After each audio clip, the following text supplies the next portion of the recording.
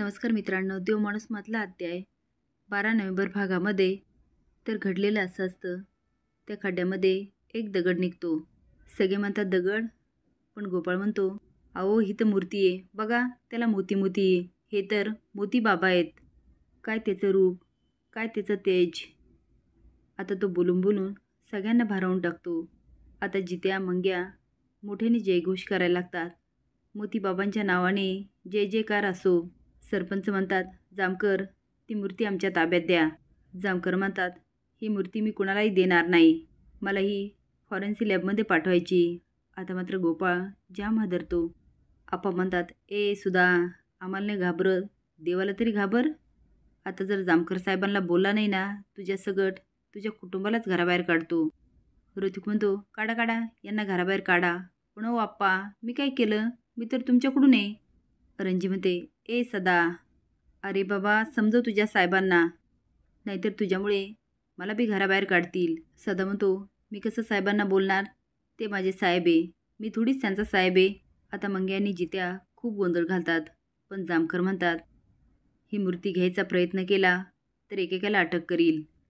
चला आता सदा मूर्ती घेतो आणि सगळेच गाडीत बसतात. पण काही केल्या गाडी काय चालू होत नाही. झुंजार पत्रकाराचा अभिताप तो गाडीमागे असतो आणि म्हणतो, गाडी चालू होत नाही, ही तर ब्रेकिंग न्यूज आहे. तो आता जातून म्हणतो, जामकर साहेबांची गाडीच चालू होत नाही आहे. गोपाळ म्हणतो, अरारा लेका, बघितलं का, देव कोपणार, 100% कोपणार. काही दिवसांनी गावात पाऊस नाही पडणार, पोरांची लग्न नाही होणार. आता जित्या मंग्या, लकी आणि झुंजार पत्रकार चांगलेच घाबरतात. आता मूर्ती गेल्यानंतर गावात काय काय तोटे होतील हे गोपाळ सांगतो. आता मात्र सगळेच गावकरी भडकतात आणि जामकरकडे जातात. मोठ्याने नारे देत असतात, जामकर साहेब मुर्दाबाद. हे सगळं लाली शांतपणे बघत असते. गावकऱ्यांनी गाडीला वेड्या टाकलेलं बघून जामकर खाली उतरतात. सदा म्हणतो, साहेब ऐका ना, गावकरी लई भडकलेत, अहो वातावरण लई तापलंय, आपण ती मूर्ती देऊन टाकूया. जामकर म्हणतात, कदापि शक्य नाही. पण मंग्या जित्या अजूनच गोंधळ घालतात. सरपंच म्हणतात, जामकर साहेब, आम्ही तुम्हाला जाऊ देणार नाही, ही मूर्ती म्हणजे गावाचं दैवत आहे. गोपाळ खुदुखुदू हसत असतो. आप्पा म्हणतात, ओ जामकर, ही मूर्ती आमच्या जागेत निघाली आहे, काही झालं तरी मी काही नेऊन देत नसतो. तापलेलं वातावरण बघून आता सदा मूर्ती देऊन टाकतो. जामकर पोलीस स्टेशनमध्ये येतात आणि रागाने खुर्चीला लाथ घालतात आणि म्हणतात, मूर्ख या गावातील सगळे लोक, ती बॉडी होती तिथे.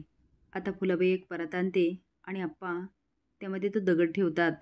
आजी म्हणते, या भामट्याने ना कुठून तरी दगड आणला असेल आणि पुरला असेल त्या खड्ड्यात. हे ऐकून गोपाळ आणि आप्पा चांगलेच हादरतात आणि आजी सगळं कसं ओळखते म्हणून लाली आश्चर्याने बघायला लागते. जामकर म्हणतात, किती चालाक असू दे, मी पकडणार त्याला. जामकरचा राग बघून सगळेच पोलीस हादरतात. जामकर म्हणतात, आहे 2-3 लोक माझ्या नजरेसमोर, एकदा किती सापडले तर आप्पा म्हणतात, गोपाळा तू लई झाक काम केलंस. अरे असं वाटलं आता त्या जामकरला नक्की तो मुर्दा सापडणार. पण मला सांग गोपाळ, तू कधी गायब केलास?